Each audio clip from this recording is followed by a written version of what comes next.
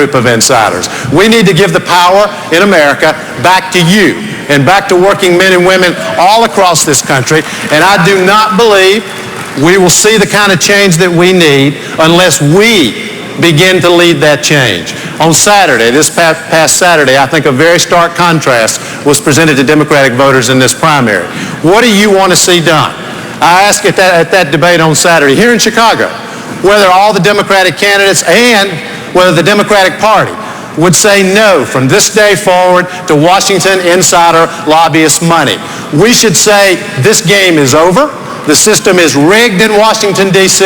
It is not working for you. It is not working for the American people. And we're going to stand up to give the power in America back to you and back to all Americans who deserve it by saying no forever to lobbyist money in Washington, D.C.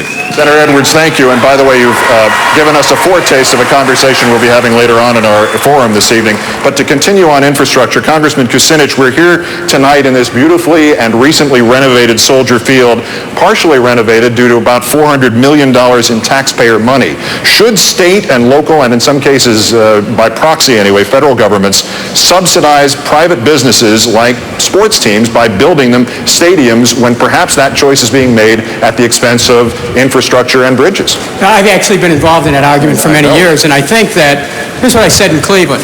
Instead of spending $400 billion or more for a stadium, why don't we just buy the team? I mean, really, that's where the money is. So I think that we ought to be talking about an approach that gives people a return for their investment. Now, with respect to infrastructure, for the third time, I've introduced a bill. This time it's H.R. 3400. It's a bipartisan bill. Congressman LaTourette of Ohio is with me on it. Here's what it'll do. It'll create millions of new jobs rebuilding America's infrastructure, rebuilding roads, water systems, sewer systems, bridges. I've been on this for many years. It will create jobs for laborers, for iron workers, for carpenters, for people who are involved in infrastructure. Millions of new jobs, and create a federal bank of infrastructure modernization. Now, the time to talk about infrastructure is a little bit late after Katrina. It's a little bit late after the bridges fall in Minneapolis. But I've been there, and I understand the implication. Why do you need an infrastructure? You need an infrastructure so you can create a basis for jobs. I want a new American manufacturing policy where the maintenance of steel, automotive, aerospace, and shipping is seen as vital to our national security. And I want to see America take a new direction in trade as part of this, and that means it's time to get out of NAFTA and the WTO and go and have trade that's based on workers' rights, the right to organize, the right to collective bargaining, the right to strike, the right to decent wages and benefits, and on and on. I'm here as the workers' candidate. Thank you, Congressman. Please, and once again, we appreciate your pause and we appreciate the sincerity of your emotions, but the less applause we have, the more questions we can get in. And in this case, I'm going to take one of my discretionary follow-up questions and ask Senator Obama, particularly about this stadium. You were in the Illinois legislature when Soldier Field was funded. You voted for it, although you seemed reluctant at the time. Was it the right call? And give me your answer in 30 seconds. Absolutely, it was the right call because it put a whole bunch of Illinois folks to work. Strong labor jobs were created in this stadium, and at the same time, we created an enormous opportunity for economic growth throughout the city of Chicago, and that's good for the state of Illinois. Thank you, Senator. Governor Richardson, there is a push in some parts of this country to take the next step that we've seen in so many other parts of government business, sell the toll roads to private companies. Would that be a better way to fix this problem? Can we really outsource it, farm it out? No, privatization is not the answer. But let me just say to all the union members here, I am proud to have gotten your support, financial and workers, in my campaigns. I am here as a congressman, as a governor, as an elected official because of you, and I thank you, and I will continue taking your financial support.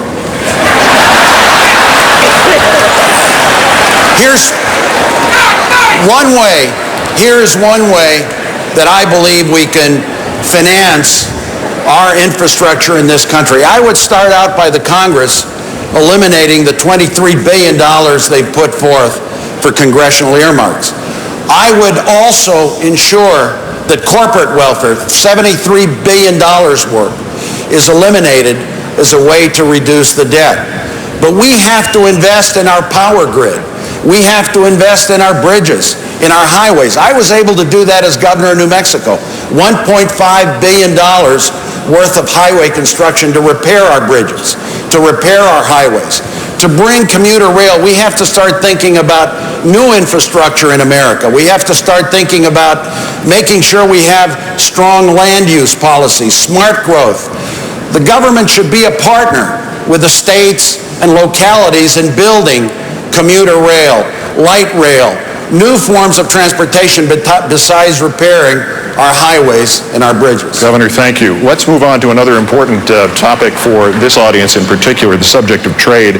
Senator Edwards had touched on this, Senator Clinton. Over the weekend, this past weekend, you expressed some disappointment that NAFTA, in your words, did not realize the benefits that it promised. How would you fix it? Well, I have said that for many years, that NAFTA and the way it's been implemented has hurt a lot of American workers. In fact, I did a study in New York looking at the impact of NAFTA on business people, workers, and farmers who couldn't get their products into Canada despite NAFTA. So clearly, we have to have a broad reform in how we approach trade. NAFTA is a piece of it, but it's not the only piece of it. I believe in smart trade. I've said that for years. Pro-American trade, trade that has labor and environmental standards. It's not a race to the bottom, but tries to lift up not only American workers, but also workers around the world.